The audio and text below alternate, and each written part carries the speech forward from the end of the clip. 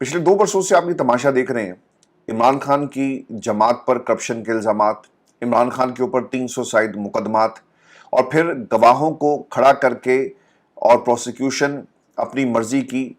इमरान खान के केसेस में लाकर सबूत बनाकर जजेस को अपनी मर्जी से फैसले लिखकर देकर अदालतें अडयाला के अंदर लगाकर पाकिस्तान के मीडिया को बंद करके इंटरनेशनल मीडिया का एक्सेस जो है ख़त्म करके आपने सब कुछ करके देख लिया। लेकिन आज भी इमरान खान और जिसे आप माइनस करना चाहते थे पाकिस्तान की सियासत से, वो माइनस नहीं हो रहा, बल्कि वो प्लस प्लस हर गुजरते दिन के साथ हो रहा है। अब ये जो दो महाज ऐसे हैं जहां पर ताबड़तोड़ हमले किए जा रहे हैं, ये महाज क्या है? पहला महाज,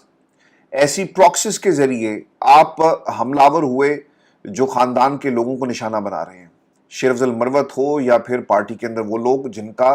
पार्टी से तो कोई ताल्लुक नहीं है लेकिन आपको पार्टी में नजर आते हैं, जिनका पाकिस्तान की आवाम उन्हें बिल्कुल भी एक्सेप्ट नहीं करती लेकिन आपको पार्टी के फैसले करते हुए नजर आएंगे, और मगरूर और तकब्बुर में डूबी हुई शख्सियात हैं जो प्रॉक्सीज बनकर, इस्टेब्लिशमेंट का आलाकार बनकर इमरान खान के खानदान पर हमला कर रहे हैं। आपने देखा होगा कि एक स्टेटमेंट आया और शेर अफजल मरवत ने ये स्टेटमेंट दिया, उसने कहा जी कि ये इस्टेब्लिशमेंट का प्रोजेक्ट है, अलीमा खान के हवाले से ये बातें उन्होंने की। लेकिन हैरानकुन तौर पर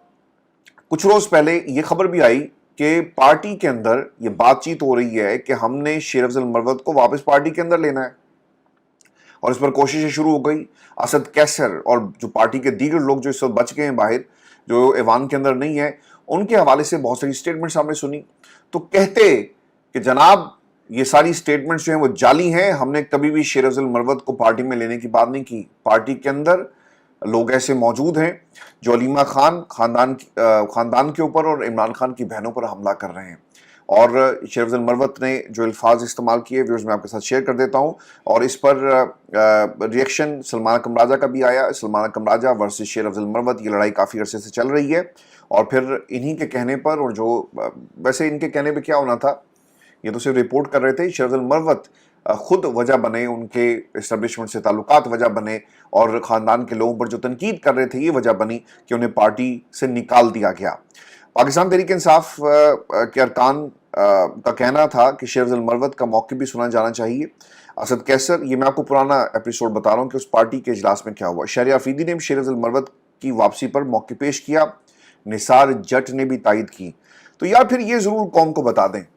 कि वो बहनें जो भाई के लिए सिर्फ मैदान में मौजूद हैं, ख़ानदान के लोग हैं, ये कोई इक़्तिदार के लिए नहीं है, इन्हें असम्बली की कोई सीट नहीं चाहिए, इन्हें केपी के अंदर कोई ठेका नहीं चाहिए,